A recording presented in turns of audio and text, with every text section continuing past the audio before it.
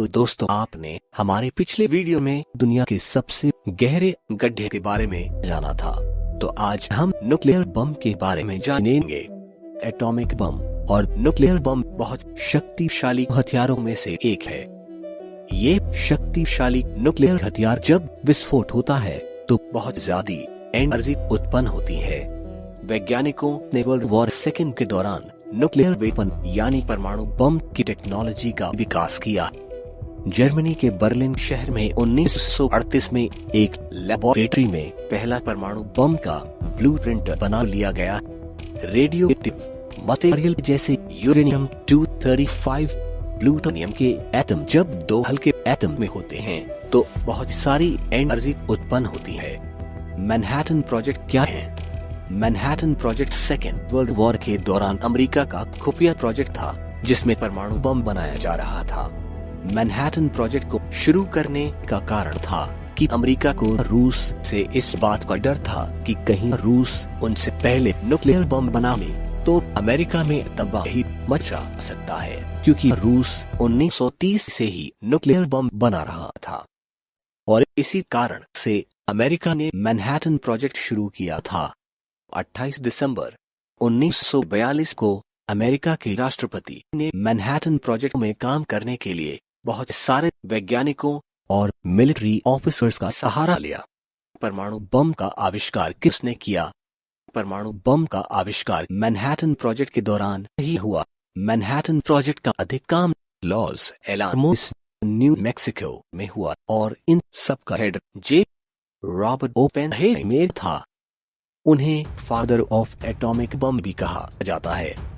16 जुलाई 1945 को new Mexico के अल्मोगोर्दो के एक दूर रेगिस्तान में पहला परमाणु बम सफलतापूर्वक विस्फोट किया गया था, जिसे ट्रिनिटी टेस्ट कहते हैं। इस विस्फोट ने 40,000 फीट की ऊंचाई पर एक विशाल मशरूम शेप बादल बनाया और यहाँ से कोल्ड वॉर की शुरुआत हुई।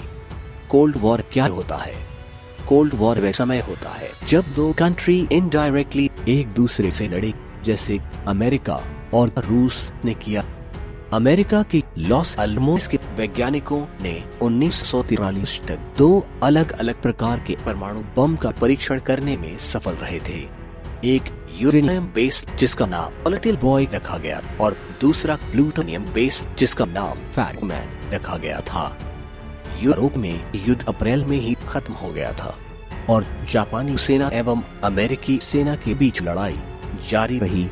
जुलाई के अंत में अमेरिका के राष्ट्रपति हैरी ट्रूमैन ने जापान को सरेंडर करने को कहा और धमकी दी कि यदि जापान सरेंडर नहीं करता है तो अमेरिका जापान को विनाश कर देगा। और जब जापान सरेंडर नहीं किया तो 6 अगस्त 1945 को अमेरिका ने जापान के हिरोशिमा शहर के ऊपर B-29 बॉम्बर प्लेन की मदद से पहला परमाणु बम गिराया, जिसका नाम लिटिल बॉय था। यह यूरेनियम बेस्ड था। लिटिल बॉय ने लगभग 13 किलोटन के साथ विस्फोट किया, जिसमें करीब 80,000 लोगों की तुरंत ऑन द स्पॉट मौत हो गई और बाद में रेडिएशन के कारण 10,000 लोगों की मौत हुई। जब जापानियों ने तुरंत सरेंडर नहीं किया तो अमेरिका ने नागासाकी शहर पर 3 दिन बाद यानी कि 9 अगस्त को दूसरा परमाणु बम नागासाकी पर गिराया, जिसका नाम फैट मैन था। यह प्लूटोनियम बेस्ड था। इस बम ने अनुमानित 40,000 लोगों को प्रभावित किया। हालांकि दूसरे बम का टारगेट नागासाकी नहीं था। दूसरे बम का टारगेट जापान के कोकरा शहर का था, जहां जापान की सेना और हथियार थे। लेकिन पहले बम के कारण कोकरा शहर पूरा काले बादल से ढक गया था, जिसके कारण अमेरिकी विमान अपने दूसरे टारगेट नागासाकी की ओर बढ़ गए। दूसरे परमाणु हमले के बाद जापानी सम्राट हिरोहितो ने 15 अगस्त को जापान को सरेंडर करने की घोषणा कर दी और उस दिन से वर्ल्ड वॉर का अंत माना गया और तब से 15 अगस्त को VJ डे के रूप में जाना जाता है। वर्ल्ड वॉर सेकेंड के तुरंत बाद अमेरिका एकमात्र देश था जिसके पास परमाणु बम था। सोवियत यूनियन के पास शुरुआत में परमाणु बनाने के लिए ज्ञान और कच्चे माल की कमी थी। हालांकि कुछ वर्षों के बाद यूएसएसआर यानी रूस ने अंतर्राष्ट्रीय जासूसों की मदद से परमाणु बम का ब्लूप्रिंट बना लिया और 29 अगस्त 1945 को सोवियत यूनियन ने अपने पहले परमाणु बम का परीक्षण किया और सफलता पाई। अगले कुछ वर्षों में ग्रेट ब्रिटेन, फ्रांस और चीन सहित अन्य देशों ने भी परमाणु बम बना लिए। 1940 और 1950 के दौरान प्रशांत क्षेत्र जहां पर परमाणु बम का टेस्ट किया जाता था वह काफी प्रदूषित हो गया था और इसी कारण अमेरिका के कुछ स्वास्थ्यकर्मी बहुत चिंतित हो गए, क्योंकि वर्ल्ड वॉर सेकेंड के बाद अमेरिका ने बहुत सारे परीक्षण किए थे। 1 नवंबर 1961 को अमेरिका के 60 शहरों से लगभग 50,000 महिलाओं ने परमाणु हथियारों के खिलाफ आंदोलन किया। अमेरिका और सोवियत यूनियन के बीच चल रहे कोल्ड वॉर को रोकने के लिए अंतर्राष्ट्रीय समझौते पर बातचीत हुई और 1970 में 5 देशों ने NPT नॉन प्रोलिफरेशन ट्रीटी पर साइन किया, जिसमें America, USSR, great Britain, France और चीन भी शामिल था। इस NPT एक्ट के तहत परमाणु हथियार वाले देश परमाणु हथियारों का उपयोग नहीं करेंगे और जिन देशों के पास परमाणु बम नहीं है उनकी मदद परमाणु बम बनाने तथा देने में कोई भी प्रकार की मदद नहीं की जाएगी। और इस NPT के तहत परमाणु बनाने वाले सामान को धीरे धीरे कम करेंगे और इन सभी नियमों का पालन करेंगे। 1990 के दशक की शुरुआत में जब रूस का पतन हुआ तब भी ईस्टर्न यूरोप और मिडिल एशिया में हजारों परमाणु हथियार बिखरे हुए थे और कई हथियार बेलारूस, कजाकिस्तान और यूक्रेन में स्थित थे। इन परमाणु बमों को डीएक्टिवेट कर रूस को लौटा दिया गया।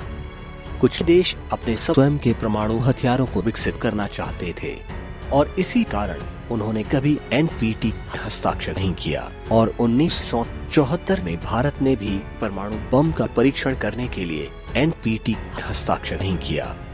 NPT में अन्य गैर हस्ताक्षर वाले कुछ देश है, वे है पाकिस्तान, इजराइल और साउथ सुडान शामिल है। नॉर्थ कोरिया ने शुरू में NPT एक्ट हस्ताक्षर किया था, लेकिन 2003 में समझौते से अपनी वापसी की घोषणा की और उसके बाद 2006 से ही नॉर्थ कोरिया ने खुले तौर पर परमाणु हथियारों का परीक्षण करना शुरू कर दिया। भारत ने भी अपना पहला परमाणु बम राजस्थान के पोखरण जिले में 18 मई 1974 को किया गया, जिसका सीक्रेट नाम स्माइलिंग बुद्धा था। और हमें कमेंट कर आज के सवालों का जवाब दें कि दुनिया का सबसे गहरा गड्ढा कहाँ और कौन सा है। इसका आंसर नीचे कमेंट बॉक्स में दिया गया है। अगर वीडियो अच्छा लगा हो तो लाइक, शेयर और ऐसे ही इंफॉर्मेटिव वीडियो के लिए चैनल को भी सब्सक्राइब करना ना भूलें।